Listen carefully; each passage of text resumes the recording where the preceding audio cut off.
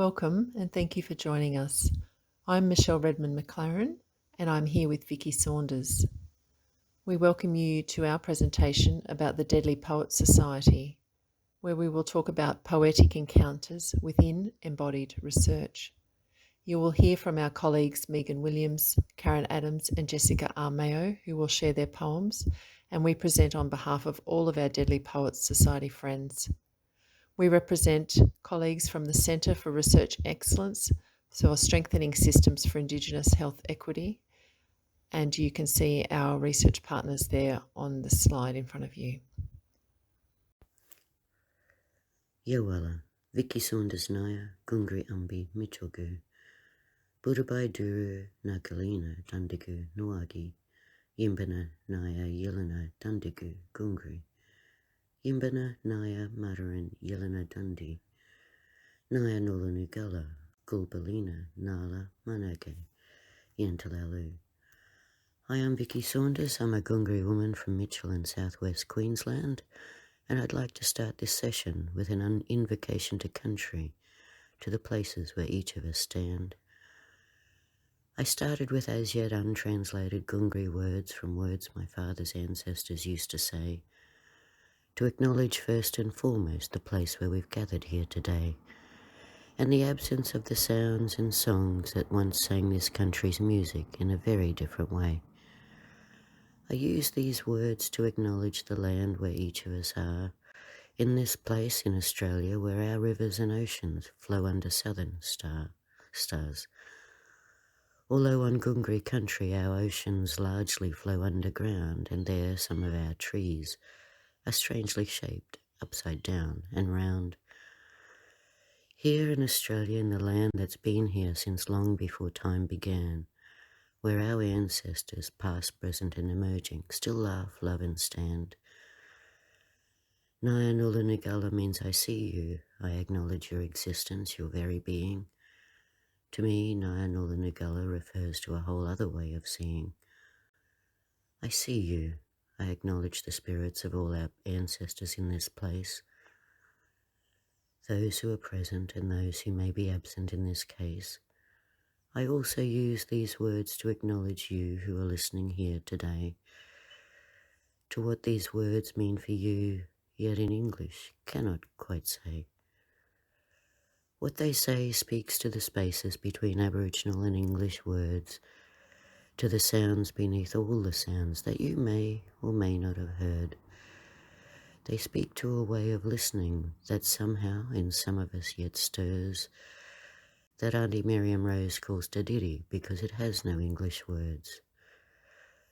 So if you feel comfortable doing so, please just relax, get comfortable and close your eyes. And listen to all the sounds around us, those that are far away and those that are nearby. If you can, just for a minute, take a deep breath and listen to the sounds of this place and all the people breathing in it. Yimbaya, listen. Listen to all the sounds you can hear, those that are close and those that are far. Listen for the heartbeat of the country that still beats beneath all the concrete and tar. Yimbaya, listen for the peace that's always there inside, and listen for the sounds of silence that our busy minds so often try to hide.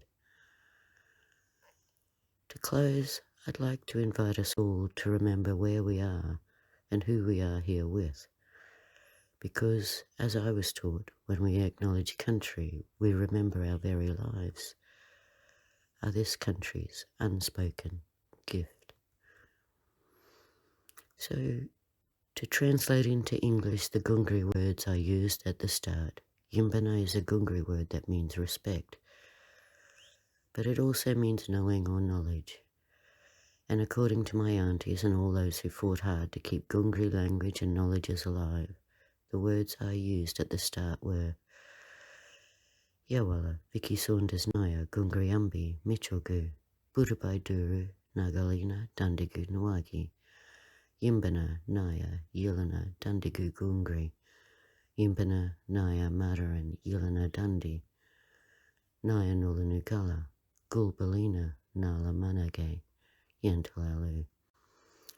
Hi, I'm Vicki Saunders. I'm a Gungri woman from Mitchell, and it's a beautiful day here on Nuwagi country near Townsville in North Queensland, Australia. I know and respect the land. I know and respect the people of the land.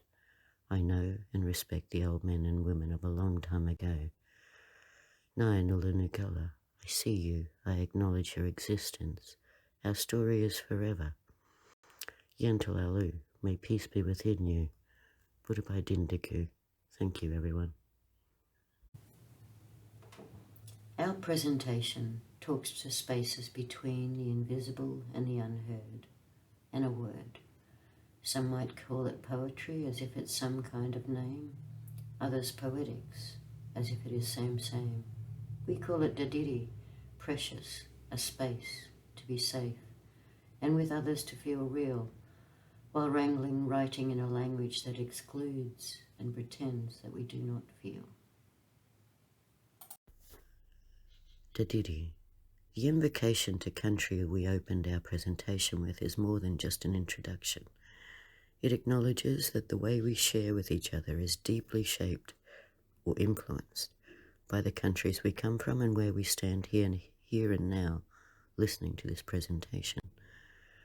In Australia and in Indigenous research contexts, it acknowledges that country, however we approach that word, that the relationship we have with country shapes how we listen to each other and to the world.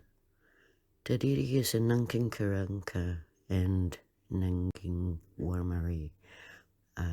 Apologies for mispronouncing those words. But Dadiri is a word from Daly River introduced in the Northern Territory, introduced by Ani Miriam Rose, to refer to a deep spiritual and active form of listening. In Gungri, Yimbalini or Yimbalina has similar meanings and was introduced by Annie Lynette Nixon to refer to our ways of listening for healing.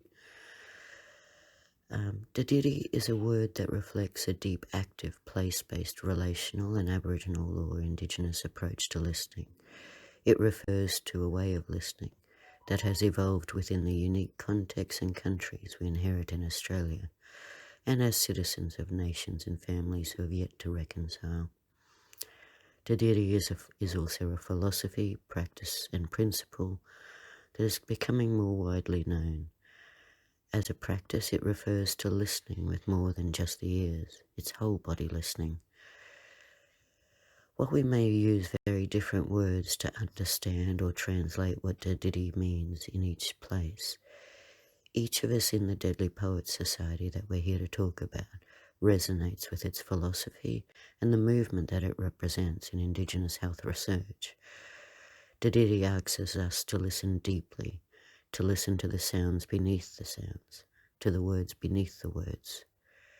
Using the word Dadiri acknowledges the country we are in here, for Michelle and I from Australia, and the relative silence and importance of Indigenous or First Nations words in Australia. And it acknowledges the different understandings and ways of listening that occur in cross-cultural research. As a body of academic scholars, we have sought to generate an understanding of the intersections of different knowledge systems, different ways of seeing the world. They are the way we have been interweaving and intraweaving an entanglement of knowledge systems, languages, concepts and feelings to create a safe space between. In the silences between the sounds of the words we use as academics, and in the liminal spaces between Indigenous knowledges, languages, and Eurocentric knowledges and languages. All teach, all learn. In 2017, Doctors Veronica Matthews and Karen McPhail-Bell, members of the Deadly Poets Society, used a strengths-based approach to explore research capacity strengthening activities in Stride's predecessor network, the Centre for Research Excellence in Integrated Quality Improvement. Through this network, we learnt within and alongside of primary healthcare services. During that time, as a group of Indigenous and non-Indigenous researchers, we worked together to harness existing knowledge, skills and experiences around a central tenet of our network: all teach and all learn. We identified the need to address power imbalances, cultural contexts, relationships, systems requirements, and existing knowledge, skills, and experiences of all parties. New insights underpinned by all teach, all learn were applied to the complex processes of research capacity strengthening within Indigenous primary health care. Deadly Poets Society. The Deadly Poets Society was born out of the Indigenous research framework that underpins the Centre for Research Excellence, Strengthening Indigenous Healthcare Equity, also known as STRIDE. It is within this network we are using a different lens. We are employing place-based approaches framed by Indigenous research principles. We are all engaging, all teaching, and all learning in this cultural interface of our research. Deadly Poets Society has emerged as a safe place to explore our experience of being researchers, engaging the tensions of this challenging terrain through relational Indigenous research principles. Poetics is our bridge. We are leaning in, having courageous conversations that we all need for meaningful shifts into a more critical consciousness. We use a simple process, a fortnightly gathering on Zoom for 30 minutes.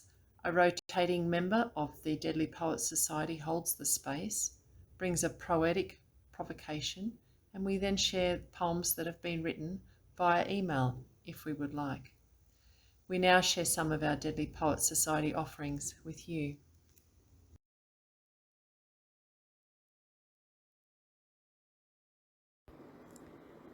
Once upon a time, Thomas King once said, "The truth about stories is that's all we are."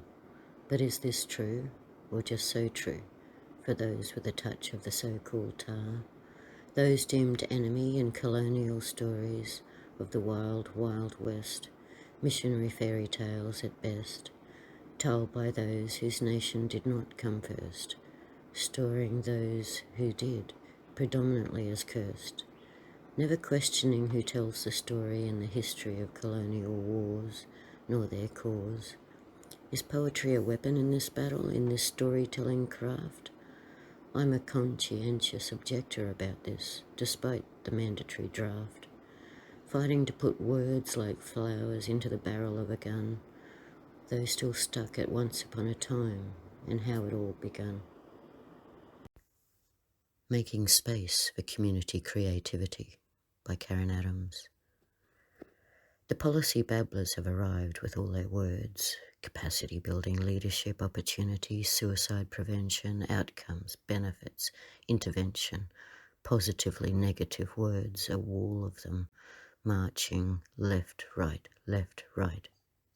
They seem unstoppable, left, right, left, right. They trample everything in their wake. Suddenly the door opens, the wind rushes in. She sits. Bang! Her palm hits the table.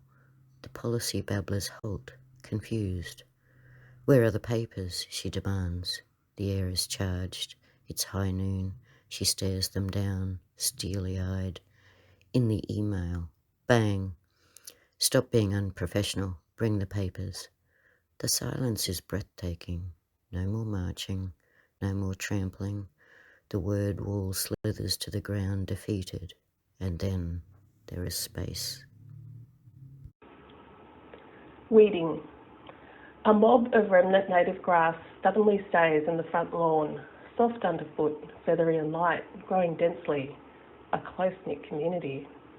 A particular weed invades the mob, wide leaves unfurled, blocking the light. I take a knife, cut out the weeds. It's satisfying work. Al-Malik on his takht, even asleep he carries as-samar, where al-qamar is al-aqmar, and higher than ash-shams. My ancestors know the garden can heal, so forget your parents. Only Ord of Zaqum can return al-Jinan to our hands. But it does not speak easy. Like any tyrant, he knows that in order to subjugate, you need a subject. He knows to keep you alive, just. He knows he can make you suffer before he sings to you. He knows he can make you hurt so long as he soothes you with a voice of earth, water, fire, and air, just after prayer, before he strikes again. Here is what you need to do. Use your absolute strongest arm. Embrace him. Hug him to your body with a gentle headlock so he cannot move. Put your handshake around his neck. His bound edges burrow your skin, but this is merely a price of being allowed to tickle him with a wrong-ended feather. One hungry string at a time, he laughs, the sound the shape of a tear. Your hand stutters, stings, and still he will not sing until you are hard, brutal, and unflinching as rushing water down his neck. This he respects. But forsake the king. There are other courtiers in the forca. The lawgiver is much the same, a rigid backbone to measure against. Death placed in your lap, put there not by the hunter's bow, nor the scribe's jangling cries, nor the warrior's rolling, trilling gait, but by the slaves and the jesters, who will suffocate you in a lake of reeds, so that you learn to breathe, who take you back before the womb. Wattle dilemma. Wattle aren't in bloom on Wiradjuri country in summer, but they are in seed. It's hard to choose when they are more show-offy and superb. Yes, the eye-catching yellow, puffy, fluffy flowers. Are they flowers? They're not buds. Puffballs of dusty iridescence will do. Yes, the whole yellow sunshine dots all over the hills. Yes, the scent of something sweet and transportive. But those seeds, the millions of possibilities sitting right there in those pods, all the more yellow puffballs they can produce to light the land golden in the afternoon sun. And those pods, crusty, twisted technology opening at just the right time to release their miracles, drop, drop, drop, silently for a feast for the ground below. Or, if we catch the seeds in the pods before they open, a takeaway protein hit for our own nourishment later. They've motivated me to bring back the language, bring back the Wallumbunga grindstone, bring back the knowledge to my family of how things used to be, enjoying Gigandul wattle in all its diversity across this vast country. Respect, a 3-list poem. Country. Walking softly on the land, taking only what we need, returning what we can, understanding song, patterns, rhythms of the day, of seasons building, then bursting into silence. People. Listening to the softest, hearing with bodies, sans authority, sitting together, eating together, gently, using soul text, respect, moving to edges, holding space so all can articulate, listening, deep listening. Stride. Quietly alongside, we step in where needed, holding space and witness, connecting through story. Sometimes we manage them too loud ones, speak truth to power, not on behalf, but together.